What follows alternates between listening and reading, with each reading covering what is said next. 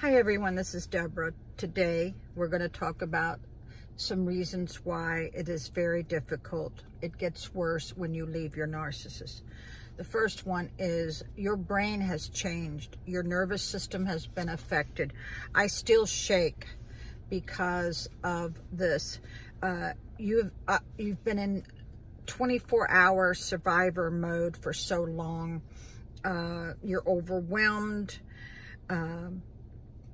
Your way of living has been impacted. You've been with somebody who's made you walk around on eggshells. You've been with Jekyll and Hyde. I remember going to bed with my keys and my phone in my hand. It never left my side.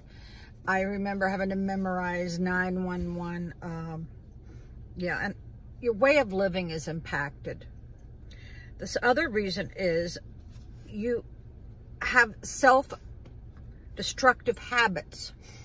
I had to deal with being on like sedatives like Ativan or Valium for years to deal with this. So when you leave your narcissist, you have addictions.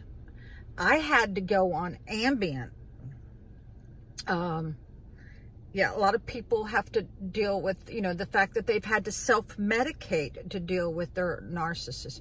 So I would advise not to make it any worse than it already is. Try not to get addicted to alcohol or pills. The other reason is self-blame. I am still angry. I am still angry for not leaving earlier. And the reason for this is trauma bonding. It keeps you stuck, it keeps you confused, because one day they're in a honeymoon period, the next day they are threatening you. But you have to learn to forgive yourself, but it will take years. I didn't have the knowledge that I do now. So I'm still angry that I gave 40 years of my life. Don't make my mistake. Another reason is it's harder when you leave your narcissist is because of PTSD. You are going to deal with suicidal tendencies. I sure the hell did. I still have insomnia. I had to take Ambien for 10 years. And I started to lose a little bit of my memory. So my doctor just took me off abruptly, which you should never do. I was dealing with chronic trauma. There's no difference with being in a war and being in a very bad relationship. You will have post-traumatic stress disorder. You have to do a lot of inner work. And it takes time. You have to go through it. You have to let the sadness come out. You're grieving. And the worst is the one I'm talking about next. That is something my little sister warned me about, and I thought she was nuts. What do you mean? Yeah, Debbie, you're going to have bad dreams. I go, what?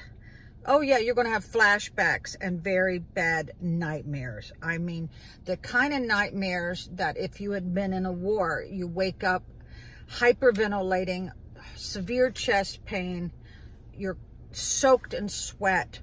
You will have flashbacks, and that's why a lot of people on social media will say, here's a trigger warning. It's for people like us who could be triggered just by one word. I am triggered. So I hope this helps some of you understand that you have to go through even worse issues. I was addicted to my spouse, which is why the trauma bonding comes in.